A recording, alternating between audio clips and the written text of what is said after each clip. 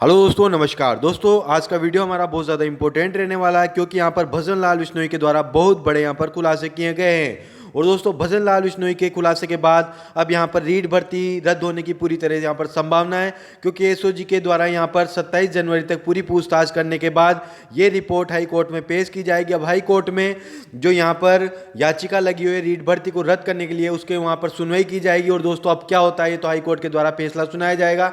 लेकिन दोस्तों, जिस प्रकार से भजन लाल बिश्नोई के बाद परत दर परत यहाँ पर बड़े बड़े खुलासे यहाँ पर किए जा रहे हैं, उसको देखते हुए लग रहा है कि रीट भर्ती 2021 कैंसिल होगी और रीट भर्ती 2022 में 20,000 पदों के अलावा जो 31,000 पद है उनको जोड़ करके लगभग 55 से 60,000 पदों पर राज्य सरकार के द्वारा नई भर्ती यहाँ पर करवाई जा सकती है। तो दोस्तों, यहाँ पर बड़ी अपडेट है। यहाँ पर भजन लाल बिश्नोई ने बड़े बड़े खुलासे यहाँ पर किए। देख सकते हैं यहाँ पर भजन लाल बिश्नोई ने पहले तो बताया रीट पेपर के प्रिंट निकाल कर बेचे गए थे। अब तक की पूछताछ में एसओजी का बड़ा खुलासा है।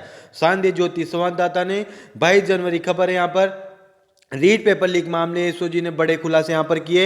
एग्जाम से पहले ही रीट का पेपर गंगापुर सिटी के एक स्कूल सेंटर पर बांटा गया।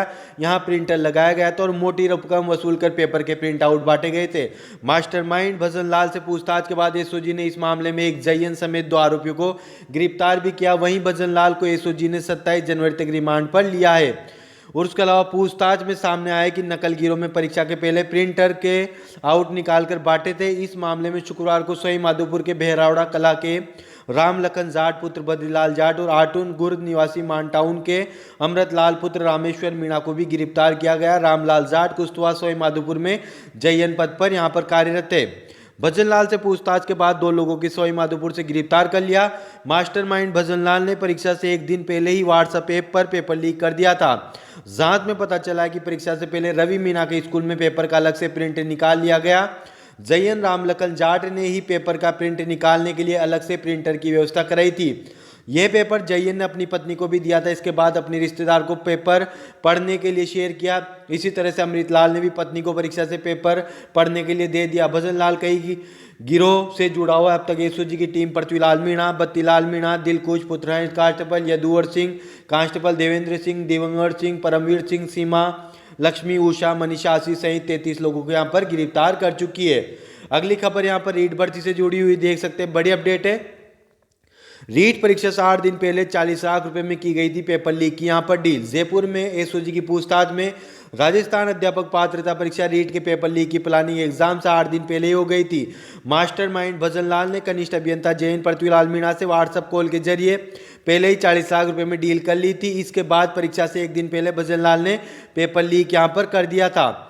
अब यह खुलासा आरोपी भजन लाल ने एसओजी की पूछताछ के दौरान किया। वहीं 27 जनवरी तक रिमांड पर है। पुलिस की माने तो भजन लाल जयन पृथ्वीलाल को पहले से ही जानता था। पहले बाड़मेर में नौकरी कर चुका था, तभी से दोनों एक दूसरे के संपर्क में और अच्छे मित्र भी थे।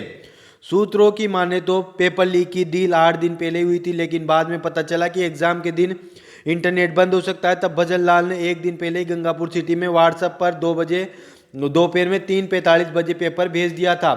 इसके बाद परीक्षा सेंटर में प्रिंटर से प्रिंट लेकर पेपर बांटे गए। इन सेंटर पर रीट के पेपर 8 से 10 लाख रुपए में बांटे गए। नेट बंदी से पहले ही पेपर पृथ्वीलाल मीणा के पास पहुंच चुका था। पुलिस ने पृथ्वी मीणा, रवि जीनापुर को आगरा से गिरफ्तार किया था।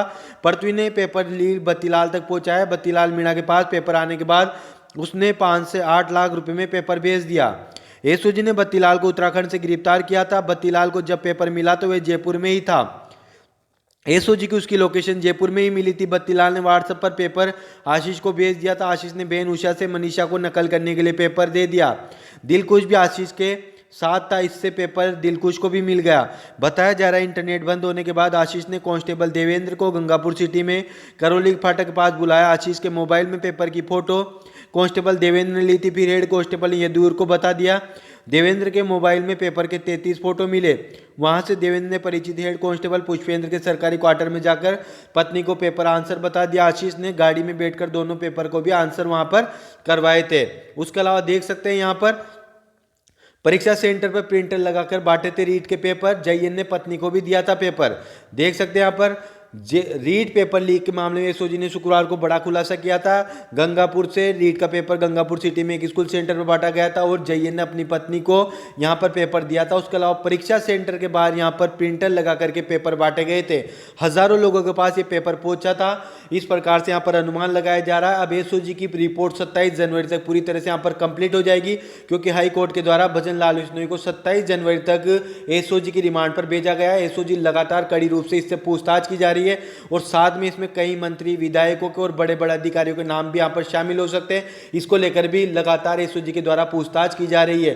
3 से 4 महीने बाद यहां पर भजन लाल विश्नोई की गिरफ्तारी एक बड़ा कदम है और 27 जनवरी के बाद जो हाई कोर्ट में रिपोर्ट पेश की जाएगी तो दोस्तों पूरी तरह से यहां पर संभावना है, क्योंकि जो पहले जेईएन का पेपर हुआ था दिनज बोर्ड का, उसमें 1 से 2 ही सबूत थे जो कि एसओजी के द्वारा मिले, हाई कोर्ट को सौंपे गए थे। उसके बाद पेपर को रद्द कर दिया गया था। इसी प्रकार से रीट भर्ती के भी रद्द होने की पूरी संभावना और हो सकता है राज्य सरकार नए सिरे से 2022 की भर्ती में 20,000 पदों के साथ 31 से 35,000 पदों को जोड़ करके 55,000 पदों पर नई भर्ती कर सकती है और इसका जो पूरा फायदा राज्य सरकार को मिल सकता है, क्योंकि पेपर लीक की लगातार मांग उठाई जा रही है और विपक्ष के द्वारा भी लगातार सरकार को घेरा जा रहा है। तो हो सकता है दोस्तों आने वाले टाइम पे 50,000 की जगह 55,000 पदों पर नए सिरे से भर्ती की जाए।